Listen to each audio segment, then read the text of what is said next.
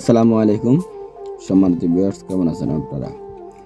আশা করি ভালো আছেন। আলহামদুলিল্লাহ আমরা ভালো আছি।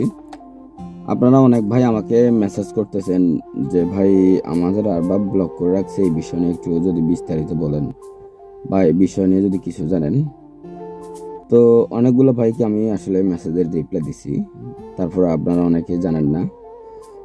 প্রথমত ব্লকটা কি, আপনারা এই বিষয়টা আগে অনেকে জানেন অনেকে জানেন না। ব্লক হলো আপনি যদি আপনার আরবাবের সাথে আরবাবের কাজে আনছে, আপনি ওইখান থেকে চলে যান, বা আপনার আরবাবে মালিকের আপনাকে ফেরেশানি করবে আপনার আরবাবে, তাহলে আপনাকে ব্লক দিবে।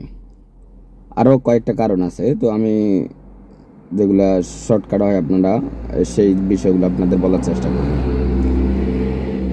তো আমাদের এখানে গ্রুপে আলহামদুলিল্লাহ আমাদের গ্রুপে এখন মেম্বার প্রায়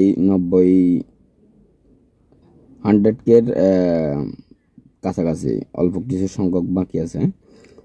খুব শীঘ্রই আমাদের 100K গ্রুপে জয়েন হবে। তো আলহামদুলিল্লাহ এটা আমার অর্জন না, এটা আপনাদেরই অর্জন। আমরা সবাই একসাথে আছি। তো বিষয়গুলো হলো, এখানে আপনারা ব্লক খোলার জন্য প্রথমত আপনারা কিভাবে কি করবেন এই বিষয়গুলো বিস্তারিত বলার চেষ্টা করব।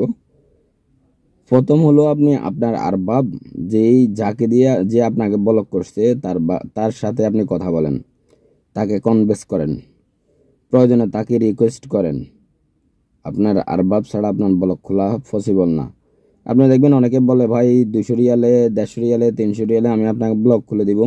আসলে ভাই ব্লক তারা খুলে দিতে পারবে না। তারা এগুলো আপনার সাথে বাটপারি সিটারি করবে, টাকা নিয়ে আপনাকে কাজ করে দিতে পারবে না। এইভাবে সম্ভব না, এটা ওমান, এটা এখানে পসিবল না, বুঝছেন? তো আপনারা আরবাবকে ধরেন, আরবাবকে ধরে আপনারা এটা কনভিন্স করার চেষ্টা করেন, তাহলে আপনাদের ব্লগটা খুলতে পারবেন। আর যেই বিষয়টা এখন বেশি আলোচনা আছে, যে জরিফানার বিষয়টা, ওইটা এখনও কার্যকর হয় নাই। আপনার হয়তো 1 সপ্তাহ লাগতে পারে, 15 দিন লাগতে পারে, 2 দিনও লাগতে পারে, বলা যায় না। তো এটা আসলে সিস্টেমটা কানুন হয়ে গেছে, কিন্তু এখনো প্রয়োগটা শুরু হয় নাই। আপনারা জানেন মানে যারা বসবাস করেন তারা বলতে পারবেন যে ওমানের নিয়ম কানুন হয়, কিন্তু এটা চালু হতে কিছুদিন সময় লেগে যায়।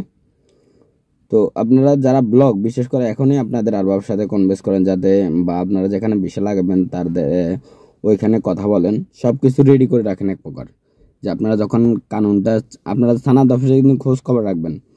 আপনারা যখনই কাজগুলো হয়ে যাবে, আপনারা খুব শিগগিরই আপনারা এই বিষয়গুলা সবগুলো একসাথে রেডি করে আপনারা সানাদ অফিসে যায় বিষয়টা লাগালেবেন। তো ধন্যবাদ সবাইকে ভিডিওটা দেখার জন্য। আসলে একসাথে অনেকে উত্তরগুলো পেয়ে যাবেন। ধন্যবাদ সবাইকে।